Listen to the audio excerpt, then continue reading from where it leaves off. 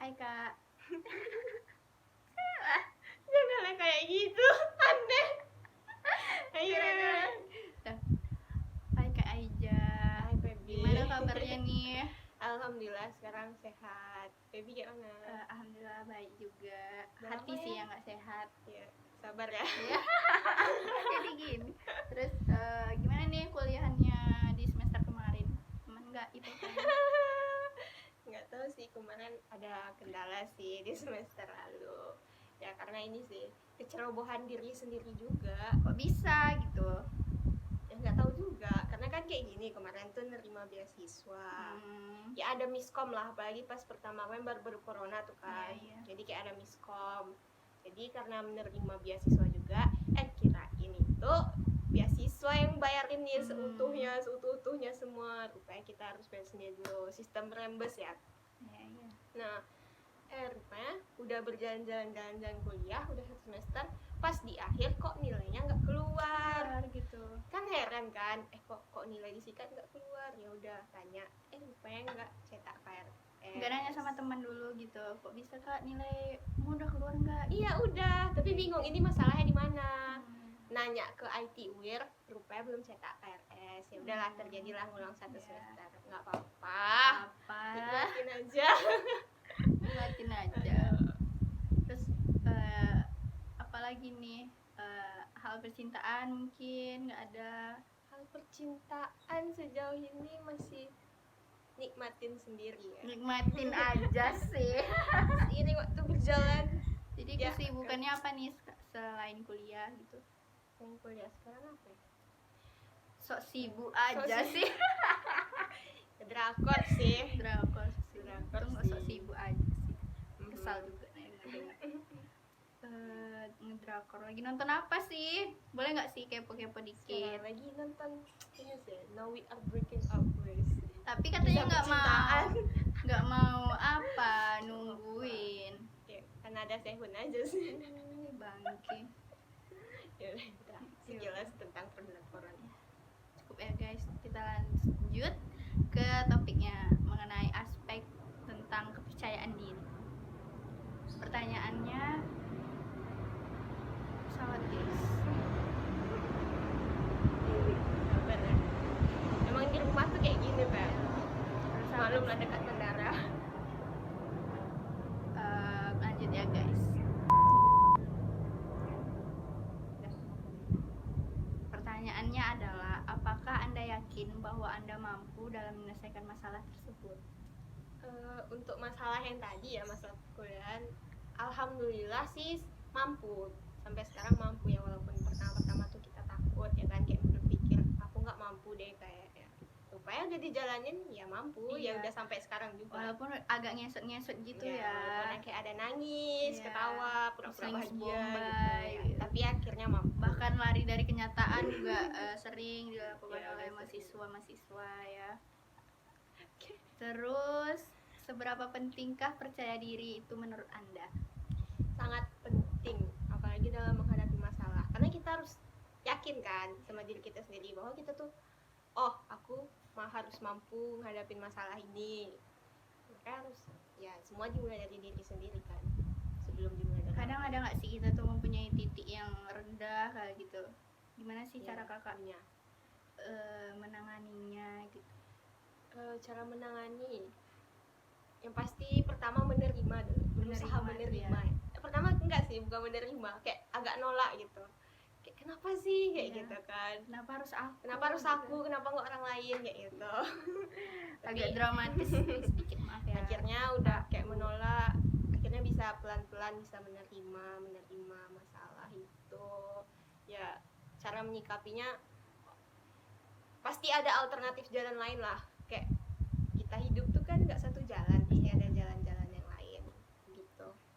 Baiklah, apakah dengan percaya diri saja cukup nih dalam menghadapi masalah?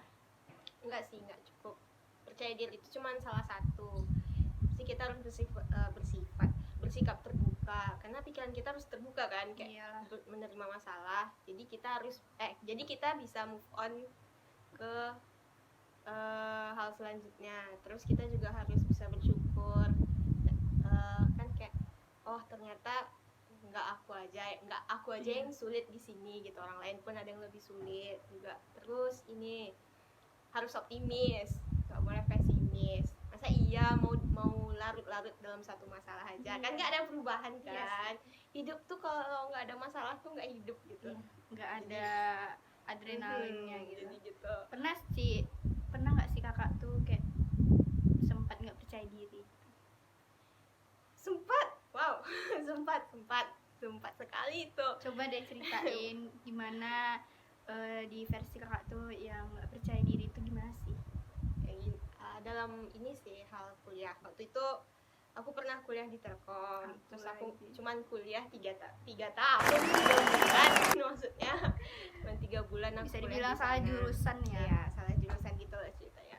Jadi kayak ngeliat dulu kan masih 18 tahun tuh masih usia rentan ya. Kayak mana ya, namanya remaja ya gitu. Bocil lah ya disebutnya. Iya, terus kan kayak pas sudah mengundurkan diri itu kan kita nganggur ya. Jadi kayak ngeliat teman-teman kuliah kayak lanjutin itunya udah semester kayak, atas nih iya, gitu kan jadi kayak ada rasa minder gitu kan. Iya. Jadi kayak kalau ketemu teman tuh kayak ciut gitu, jadi kayak malas ya. Kenapa sih kayak gitu. Apa mungkin kan pertanyaan-pertanyaan yang kayak toksik kayak kenapa keluar, kenapa nggak dilanjutin. Nah itu gitu, ya, pasti kan pertanyaan kayak gitu tuh sih yang buat kepercayaan diri itu rendah. Oke, kita ganti topik lagi. Nih, usaha apa sih yang kakak lakuin untuk menemukan solusi? Usahanya susah sih kalau dibilang usaha, selama ini juga berusaha gitu ya kan. Berusaha tapi berusaha menerima ya, lebih banyaknya berusaha menerima. Posting juga positif ini thinking. Sih ya itu perlu positive thinking. Terus ini lebih banyak dengerin hal-hal positif kayak dulu kan punya teman-teman toksik, ada beberapa yang toksik lah, jadi kayak lebih menghindari tuh, kayak harus pandai-pandai harus pandai-pandai lah memilah, oh ini baik untuk kita, oh ini buruk untuk kita, kayak gitu usahanya. Oke, selain percaya diri tadi nih, untuk menemukan langkah apa selanjutnya yang Anda lakukan jika solusi tersebut tidak berhasil? Langkah yang lain ini ya pasti nangis ya. Nangis ya. Selain nangis juga ini cerita sama orang tua. Terus kayak ada nggak, mana tuh kan orang tua tuh lebih ini ya, lebih bijaksana. Ada nggak sih solusi yang lain? Terus juga dibawa berdoa juga. Tapi kadang ada juga loh kak, orang tua yang toksik tuh gimana sih cara kakak menanggapinya? Susah juga kalau misalnya nanggapin orang tua toksik. Karena berdasarkan pengalaman pribadi, alhamdulillah orang tuanya yang ya apa ya, adem ayem gitu ya, ngertiin gitu kita. Jadi agak berat ya kalau bahas toxic parenting. Iya sih. Tapi kakak nggak pernah gitu dapat teman yang cerita kak? Ada sih, ada ya berat lah masalahnya gitu. Nggak usah lah diceritain kalau yang itu. Maaf ya guys, dah soal lah ya. Baiklah, untuk aspek berikutnya mengenai pendekatan dan penghindaran. Jika ada masalah nih, apakah Anda memilih untuk menyikapinya atau menghindarinya? Ya pasti awalnya nih, kalau awal kena masalah pasti menghindar.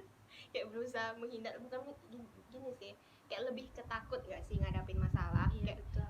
Aku takut nanti kayak gini ya apalagi Feby kan pernah kayak kelahi gitu sama teman, ada pernah selek gitu kan. Jadi dia kayak mau minta ketemu gitu, nasain baik-baik kan, tapi kayak dalam hati tuh nggak dulu lah, soalnya lagi menggebu-gebu kan, lagi sakit hati kali kayak gitu. Pasti kita takut kan, Ya, menghindari dulu kan, sampai dia nelpon berkali-kali gitu tapi kan. Tapi udah dipikirkan dengan kepala dingin, ya masa kita mau jadi beban pikiran juga kan kalau misalnya mikirin masalah. Jadi dibawa berpikir kepala dingin, dan ya harus dilawan. Dihadapi masalah tuh, dihadapi, diselesaikan, dihindari. Ingat tuh guys. Berikutnya, bagaimana cara kakak untuk menyelesaikan masalah tersebut? Dari masalah kecil dulu mungkin. Masalah ini ya, kayak saya belajar gitu, jenuh kalau belajar online ini kan, jenuh kan, udah 2 tahun ya kan anak online. Iya, makasih ya 2 tahun. buka coki. Jadi kadang kita kan capek kan ngeliat laptop aja gitu kan, Pusing lagi, radiasi laptop jaringan lagi ya, banyak lah kendalanya. Paling ini kalau udah jenuh tuh kayak istirahatlah dulu sebentar, jadi kayak lebih refreshing gitu. Nanti kalau misalnya udah ketinggalan bisa nanya teman atau belajar sendiri lagi, searching sendiri lagi, karena kita harus ngejar ketinggalan kita yang tadi gitu. Kadang ada nih teman-teman di kelas nih nggak ada circle nih, gimana sih cara kakak untuk, pasti mumet lah ya ngerjain tugas tuh sendiri, apa-apa sendiri kayak gitu, pasti jadi beban, nambah lagi bebannya, kok aku kayak nggak ada gitu ya teman aku. Gimana sih cara kakak menghadapi atau kasih saran gitu ke si nggak punya circle ini ya? Kan ada tuh dia nggak pandai bergaul, entah dia yang toksik mungkin. Gini, kalau misalnya itu terjadi di aku, nah nanti aku gini biasanya ngeliat nih, dia nggak kayak dia sendirilah terus, jadi kayak lebih nggak, misalnya ada tugas kelompok gitu yang ngajakin, tapi misalnya kalau kita berteman tuh gini aja, ambil sisi baiknya aja, buang sisi negatifnya. Kalau lagi dia baik ya kenapa enggak, tapi kita ke kamera aja lah ya kak ya, soalnya gini-gini kan agak apa gitu ya, oke. Nanti kalau misalnya dia nampak sisi buruknya ya jangan diambil, tapi dia nggak usah dibenci juga, itu kan diri dia sendiri gitu, kenapa kita harus benci gitu. Soalnya nanti kita kedepannya kita nggak tahu kita bakal bergantung sama siapa ya, itu betul. Nah berikutnya, jika Anda menghindar nih pada masalah tersebut, apakah masalah itu akan selesai dengan sendirinya? Ini udah pasti udah bisa jawab semua kan. Ica aja. Ya kita kalau misalnya menghindar masalah itu ya nggak akan selesai gitu. Gimana? Pasti kita dihantui rasa-rasa salah, rasa-rasa gimana gitu kan. Kalau misalnya masalah tuh nggak diselesaikan, dan juga bikin sakit kepala, beban pikiran, nambah penyakit. Jadi masalah tuh harus diselesaikan, mau nggak mau harus dihadapi. Yes, so. Berikutnya, apakah kakak nih tipe orang yang enggan dalam menyelesaikan masalah? Mungkin tentu tidak ya. Tidak, karena ya itu tadi, balik ke tadi lagi, masalah itu dihadapi guys, masalah terus dihadapi. Hidup nggak ada masalah, nggak ada cerita, nggak hidup namanya, nggak ada cerita nanti ke anak-anak. Berikutnya, apa dengan cara menghindar dalam suatu masalah tersebut Anda setelahnya merasa tenang? Jika tidak, langkah apa sih seharusnya yang kakak lakukan? Kalau kita udah nyelesain masalah, menghindar tadi ya, menghindar. Kalau kita menghindar suatu masalah ya kita nggak tenang lah ya, pastinya nggak tenang. Ini sih lebih berdiam diri dulu. Ada fasenya kita tuh kayak kita antisosial dulu nih. Iya, kayak kita tuh kayak butuh healing lah, healing sendiri, berpikir dulu sendiri, ini benar nggak ya, ini salah nggak ya gitu. Nanti baru bisa nanya nih ke orang-orang lain, kan kita juga butuh pandangan orang lain kan. Kita nggak bisa mandang dari satu sudut pandang, kita butuh pandangan yang objektif. Sebenarnya gunanya bestie itu sih ya kan. Iya betul. Mohon maaf kamera di sini. Nggak apa-apa. Terus kan udah nanti nanya, jadi kita bisa kayak gini, ini pandangan dari ini. Nah, mungkin ada teman cowok, mungkin ini pandangan dari pandangan kan teman cowok kita. Nanti baru dari situ kita bisa berpikir dan memutuskan apa yang harus kita pilih gitu. Benar sekali, 2 juta rupiah. Berikutnya, aspek mengenai kontrol pribadi. Apakah nih kakak tetap tenang dalam menghadapi suatu masalah tersebut? Pastinya nggak ada yang tenang menghadapi masalah ya. Pasti bawaan pikiran, overthinking gitu, sakit kepala. Ya nggak tenang sih. Kalau misalnya masalah itu belum selesai, kita nggak akan tenang. Kecuali udah selesai baru kita bisa tenang. Tapi kan kakak sendiri punya kecemasan yang berlebihan gitu kan. Nah gimana sih cara kakak tuh kayak merasakan lagi nih cemas yang berlebihan itu, gimana sih cara kakak nanganinnya gitu? Kalau misalnya nanganin cemas, waktu itu disuruh ini coba refleksi diri gitu, kayak tarik nafas, buang nafas, tarik nafas, buang nafas gitu. Itu kayak kadang gini sih, kayak berusaha ngedistract gitu. Misalnya lagi cemas nih tiba-tiba, kalau misalnya belum hilang juga, nanti paling kayak dibawa nonton. Soalnya kalau misalnya diikutin itu bisa nggak tidur gitu. Kayak dibawa kemana, harus kayak ada yang harus difokuskan kerjain apa gitu misalnya. Jadi biar nggak terlalu itu juga sih. Oke, berikutnya kakak nih orang yang konsisten nggak sih dalam menyelesaikan masalah? Oh pasti dong, harus konsisten. Harus konsisten. Tapi kan kadang ada nih, usah dulu lah, nantilah kayak gitu. Pasti kakak pernah nggak ngalamin kayak gitu? Kayak pernah kayak kelahi sama kan teman gitu. Ada kalau masalahnya kayaknya tuh bukan tinju-tinju ya guys, kayak pernah slack gitu, diam-diaman gitu. Jadi kayak salah terjadi di kota-kota besar. Malas, nggak salah aku juga, ngapain aku minta maaf duluan kayak gitu. Yang nggak konsisten sih kayak gitu. Iya kan. Kalau untuk hal yang penting-penting ya harus konsisten lah, mau nggak mau gitu. Lagi mas soal-soal kuliah mah ya harus mau nggak mau tetap di gitu. depan lah, harus dihadapi. Karena kita udah milih jalan itu ya terima apapun resikonya gitu. Jadi harus konsisten apa yang kita pilih dari awal gitu.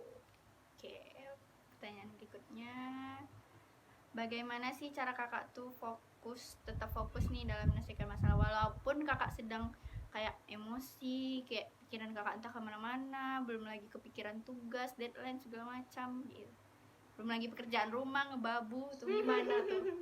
Gimana? Untuk fokus healing sinting. Ya kakak ini ngomong maaf ya, bohongin. Ya harus gimana ya cara fokus ya, paling nanti pas lagi nggak fokus ini mitam aja sih Kak. Karena kayak kita harus fokus tuh kan, kita harus keluar. Mitam habis juga duit dong, kayak gimana nih? Duit nggak harus duit juga, harus duit ya guys ya, bisa kayak cuman kayak main sama kucing, cuman minum kopi gitu. Kayak itu tuh bisa membuat kita katanya fokus. enak loh apa yang frappe-nya matcha di M-Point gitu. Nah, sebut merek. Tidak sponsor. Berikutnya, merasa kesulitan nih dalam menyelesaikan masalah, apa yang kakak lakukan? Sulit kali. Ini kalau udah sulit kali ya, udah buntu kali gitu ya. Bertanya, saya masalahnya apa dulu, nanti bertanya kepada orang yang tepat sih kayak gitu. Terus nanti misalnya psikolog. Ya bisa kayak gitu. Kalau misalnya masalah kejiwaan gitu ya. Kalau udah dekat kali sama dosen juga bisa. Terus sama orang tua juga bisa. Tuh jangan lupa ibadah ya, kayak sholat gitu. Berikutnya, ketika kakak takut nih, kan ada nih momen-momen dalam takut gitu kan dalam menghadapi masalah. Langkah apa yang tepat untuk kakak mengatasinya? Mengatasi takut nih berarti ya. Mengatasi takut. Gimana ya kalau takut itu ya satu-satunya rasa takut itu harus dihadapi mau nggak mau, karena kita kan juga nggak mau kan hidup dalam ketakutan, kita nggak mau juga. Ya langkah mengatasinya tuh satu-satunya itu ya harus dilawan rasa takut. Kalau nggak kita nggak akan pernah tahu kedepannya apa. Terus kita juga bakalan, kalau takut terus kan kita bakalan stuck tuh di tempat, masalah kita pun nggak selesai. Jadi satu harus dihadapi, rasa takut itu harus juga dihadapi. Yes. Sekian dari kami. Assalamualaikum warahmatullahi wabarakatuh.